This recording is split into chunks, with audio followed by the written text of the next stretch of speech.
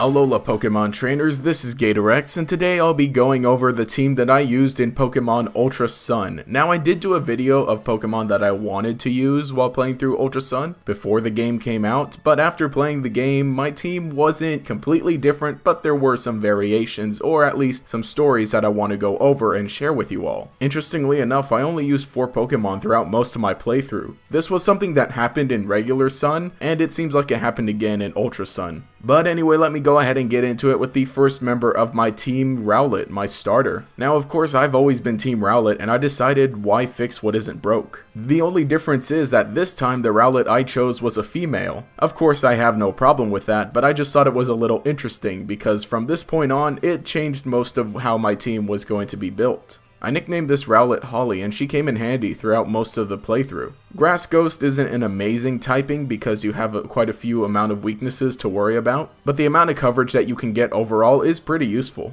And even in matchups where it wouldn't have been completely favorable, she still at least had some moves to use that could help take down the opposing Pokemon. Also, having access to Roost was very useful because it was a move that could just heal herself very easily and get rid of the flying typing when she was a Rowlet and a Dartrix. For the next Pokemon, I decided to use a Lopunny. Early on, I found out that Baneri was actually in this game and that you could actually catch them pretty early on. So I decided to catch a Baneri and use it throughout my playthrough. I hadn't used the Lopunny since I played Pearl version, so this would be a cool little throwback. I nicknamed my Lopunny Cinnamon Bun because I felt like that just fit very well. And then of course when it evolves into a Lopunny, it gets really sweet bun. Since this was a Pokemon that I used on my team very frequently, and I used it since it was about level 3, it evolved pretty quickly. And as a Lopunny, it was very useful because eventually I was able to get the move Return, which does a lot of damage on Lopunny. Also, having Jump Kick and the TM Brutal Swing came in handy because those just added for more coverage. What's also great is the move tutor was available early on, so I decided to teach her Thunder Punch just for more coverage on my team. I think I actually ended up using Cinnamon Bun most out of any Pokemon on my team, but it really did help out because this was a Pokemon that evolved through friendship, and our friendship was definitely very strong early on. So with 2 female Pokemon in my team, the next one in my sights was a Salazzle, which obviously has to be a female. So at this point, my team was becoming a harem. It didn't take me too long to find a female Salazzle either. I actually ran into quite a few of them, but the one I caught I nicknamed Rudaka.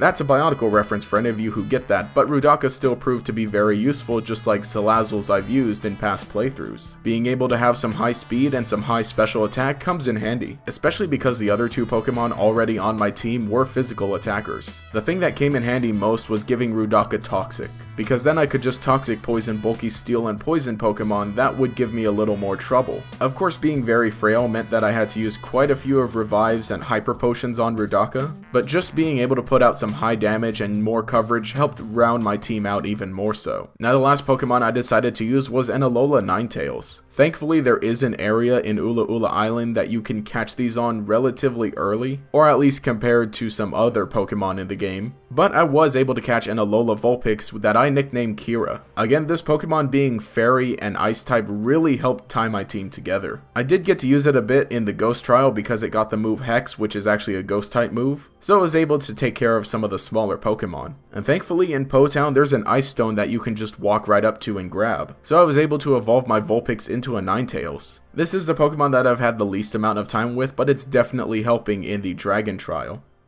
Again, like I said, I only ended up using 4 Pokemon during my playthrough because 6 actually requires a little more time to train all of them to have them at high levels. So I think I actually really like just using 4 Pokemon in each playthrough. Of course, this was just a regular playthrough to get through Ultra Sun once, but I really did enjoy the team that I had. But anyway, let me know what you think. Did you like my team, or was it a very bad decision to use all the Pokemon that I used? Also, let me know what your team was for Ultra Sun and Moon. Leave a comment down below and we'll continue the discussion there. Also, I just want to remind you to check out my previous theory video, which helped tie up some loose ends on one of the videos that I did last week. If you enjoyed the content, remember to leave a like and subscribe to show your support. You can enable notifications by clicking the bell icon next to the subscribe button. This will make sure you see each new video as it comes out, and will make you a member of the Chingling Squad. Anyway, this has been GatorX. Have a nice day.